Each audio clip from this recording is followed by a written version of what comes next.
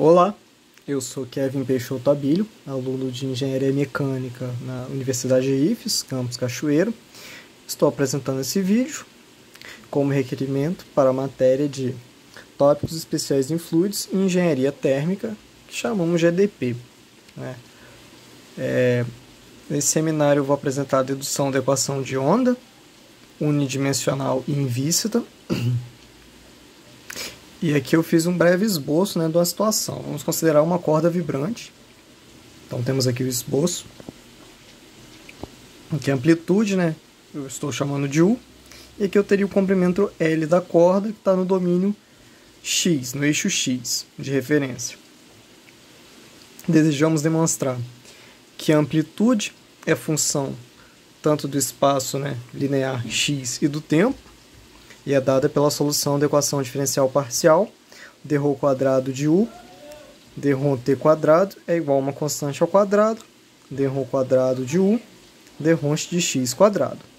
Bem, para isso vamos fazer algumas hipóteses. A primeira hipótese é de que a força de tração na corda ela é maior do que as demais forças externas atuantes, as forças de campo, como força-peso, a força de campo magnético, é bem comum em instrumentos eletrônicos, tipo guitarra, baixo. Você vai ter uma certa força magnética lá, que é o que faria o decaimento da onda, mas a primeiro momento vamos desconsiderar isso. Também vamos considerar que o atrito e a resistência elástica da corda é desprezível. As forças restauradoras também são desprezíveis. E a corda ela não se move na horizontal. Ela está com as extremidades físicas e, portanto, ela não está se movendo na horizontal, o que implica que a resultante na horizontal, ou seja, na direção de propagação, tem que ser nula. Consideramos também que o deslocamento da corda na vertical é desprezível. Mais uma vez, ela está com as extremidades fixas, então dificilmente você vai ter um movimento na vertical da corda, só se você mover uma das extremidades. Então, para isso, vamos começar tomando uma parcela infinitesimal da corda, situada entre um ponto x qualquer, um domínio espacial, e um x mais 1. Para isso, temos aqui, na primeira extremidade, a corda faz um ângulo θ, e na outra extremidade, a corda faz um ângulo φ, que eu chamei de θ mais Δθ, coloquei φ, para economizar na questão de poluição visual. E aqui, as trações dos dois lados têm que ser iguais, eu chamei isso de tração, T. Então, fazendo um balanço de forças, temos que na vertical, eu coloquei um Y aqui, mas seria em U, tanto faz. A força resultante na vertical, então, tem que ser a tração, vezes o seno do ângulo, E aqui eu peguei a tração no ponto, θ mais Δθ, e subtraí, fiz o balanço de forças, basicamente. Mesma coisa para a horizontal, lembrando que a força resultante na horizontal é zero. Então, a tração cosseno θ mais Δθ menos tração cosseno de θ.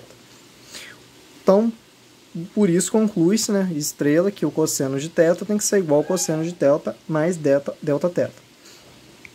E agora, utilizando a segunda lei de Newton, que diz que a força é massa vezes aceleração, ou diferencial da velocidade em função do tempo, ou ainda a segunda diferencial da posição, no caso seria a U, basicamente o que eu notei aqui nessas equações.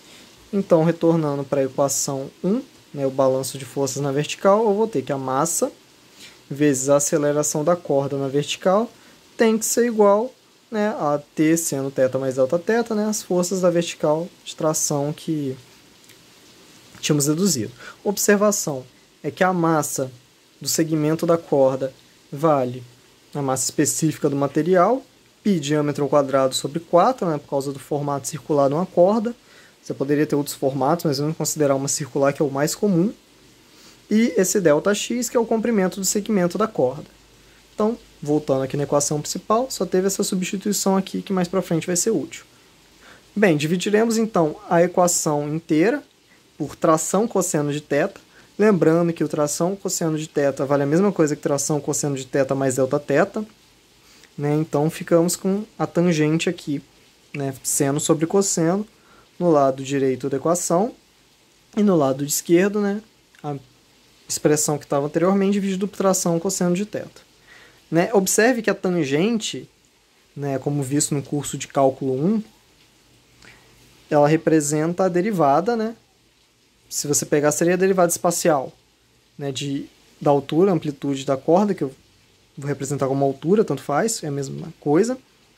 Nesse caso, né, porque estamos considerando unidimensional, então temos que a altura, a tangente, né, representa a derivada da altura em função do espaço, né, no comprimento. Então, basicamente isso. Temos a tangente aqui, ou seja, a derivada de u em função de x no ponto x mais delta x. E aqui, mesmo esquema, derivada de u em x, né, no ponto x. Continuando aqui, né, agora vamos dividir por ΔX e faremos com que ΔX tenda a zero. Ou seja, aqui temos uma expressão, né, que basicamente representa a definição de derivada. Como estamos pegando a derivada primeira de u em função de x, né, no ponto x mais ΔX e em relação com o ponto x, então estamos pegando a derivada segunda.